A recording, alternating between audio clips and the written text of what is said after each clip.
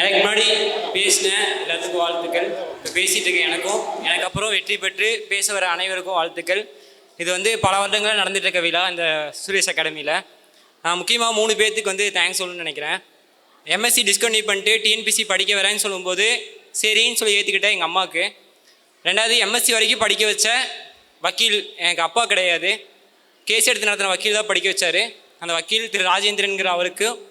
3வது TNPSC field வர காரணமாக இருந்த ஒரு நபர், அவங்க பேர் சொல்ல முடியாது, ஸோ அவங்களுக்கும் 3 பேர்த்துக்கும் தேங்க்ஸ் சொல்லணும்னு நினைக்கிறேன். மற்றபடி அந்த டைமில் என் கூட இருந்த என் ஃப்ரெண்ட்ஸ், கொலீக்ஸ், அப்புறம் ஸ்டாஃப்ஸ் எல்லாத்துக்குமே தேங்க்ஸ் சொல்லணும்னு நினைக்கிறேன். இங்கே எவனுக்கு என்ன பலம், எவனுக்கு என்ன குணம், கண்டதில்லை ஒருவருமே, ஒரு விதைக்குள்ளே அடைப்பட்ட ஆலமரம் கண்முளைக்கும் அதுவரை பொறுமனமே. எல்லாருக்குமே இங்கே நேரம் வரும், கரெக்டாக அவங்களுக்கான டைம் வரும்போது எல்லாருமே அச்சீவர்ஸாக இங்கே மேலே வந்து சக்ஸஸ் ஆகும். ஸோ அது வரைக்கும் கன்சிஸ்டன்சியாக ஒர்க் பண்ணுங்கள். நான் வந்து 2021 கோவிட் டைமில் தான் இதுக்குள்ளே வந்தேன். எம்எஸ்சி டிஸ்கண்டினியூ பண்ணிவிட்டு ஒரு அர்ஜென்ட்டாக ஒரு வேலைக்கு போகணும் அப்படிங்கிற ஒரு தாட்டோட வந்தேன். வர்றப்போ செகண்ட் கோவிட் அப்படிங்கிறதுனால குரூப் 2 நோட்டிஃபிகேஷன் வந்திருக்கணும்.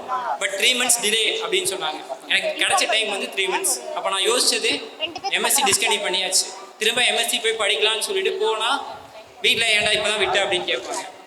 இந்த எக்ஸாமை விட்டுட்டேன் அப்படின்னா இனி ஒரு 1.5 வருஷம் 2 வருஷம் வெயிட் பண்ணணும், அடுத்த எக்ஸாம் வரைக்கும் வெயிட் பண்ணணும். ஸோ அந்த எக்ஸாமை கிளியர் பண்ணணும் அப்படிங்கிறக்க அந்த 3 மாதம் டைமில் எனக்கு தெரிஞ்ச அறிவில் சுரேஷ் மெட்டீரியல்ஸ் வாங்கி A3 புக்ஸ் வாங்கி படித்து அந்த 3 monthsக்கு அப்புறம் வந்து எக்ஸாம் கம்பைன்ட் ஸ்டாட் அப்படிங்கிற ஒரு எக்ஸாமை கிளியர் பண்ணேன். அதுக்கப்புறம் வந்து 4, 2, 1 3மே அப்பியர் ஆனேன். 4 கிளியர் ஆச்சு, பட் நான் செலக்ட் பண்ணல. 2 வந்து மெயின்ஸ் அப்பியர் ஆனேன், அதுவும் செலக்ட் பண்ணல. 1 வந்து எனக்கு கிளியர் ஆகும். 1 year வந்து ஊட்டியில் ஃபேமிலி வெல்ஃபேர் டிபார்ட்மெண்ட் அப்படிங்கிற அந்த டிபார்ட்மெண்ட்டில் ஒர்க் பண்ணிகிட்டு இருந்தேன். அப்புறம் யோசிச்சு பார்த்தேன், ஏஜ் கம்மியாக இருந்துச்சு. நான் வேலைக்கு போனதுக்கான காரணம் எங்கள் அம்மா வேலையை விட்டு வைக்கணும் அப்படிங்கிறதுக்காக தான் போனேன். பட் எங்கள் அம்மா வேலையை விடுவேன் அப்படின்னு சொல்லணும். கேட்டதுக்கு நீ இதோட பெரிய ஒரு வேலைக்கு போ, அப்போ வேணால் நான் விடுறேன் அப்படின்னு சொன்னாங்க. அதனால நான் யோசித்தேன், எனக்கு இருக்கிற ஏஜுக்கு இனி ஒரு 1 or 2 years எடுத்துக்கலாம், அந்த டைம் பீரியடுக்குள்ளே இனி ஒரு பெரிய ஜாப் போகலாம் அப்படிங்கிறதுக்காக அந்த வேலையை விட்டுட்டு திரும்ப வந்து படிக்கலான்னு வந்தேன்.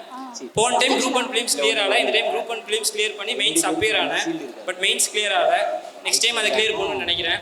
இந்த டைம் திரும்ப 2 year ரெண்டுமே மெயின்ஸ் அப்பியர் ஆயிருக்கேன். அது ரிசல்ட் வெயிட் பண்ணிட்டு இருக்கேன்.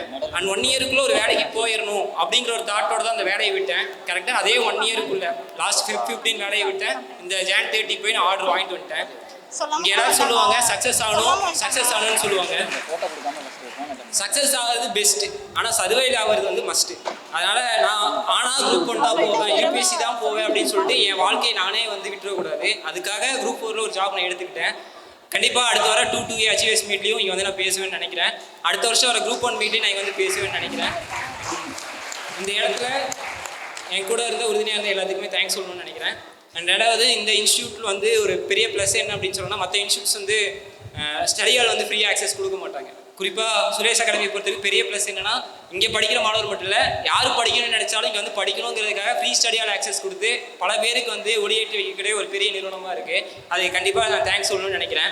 அது எல்லாத்துக்கும் நேரம் வரும், அவ்வளோதான். அண்ட் அச்சீவ் பண்ண எல்லாத்துக்கும் சொல்கிறது ஒன்று தான், சிங்கநடை போட்டு சிகரத்தில் ஏறு, சிகரத்தில் அடைந்தால் வானத்தில் ஏறு. நீங்கள் எல்லோரும் இப்போ குரூப் 4 வந்திருப்பீங்க, குரூப் 1 வந்திருப்பீங்க.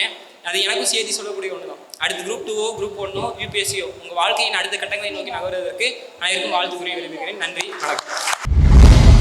Suresh IAS Academy.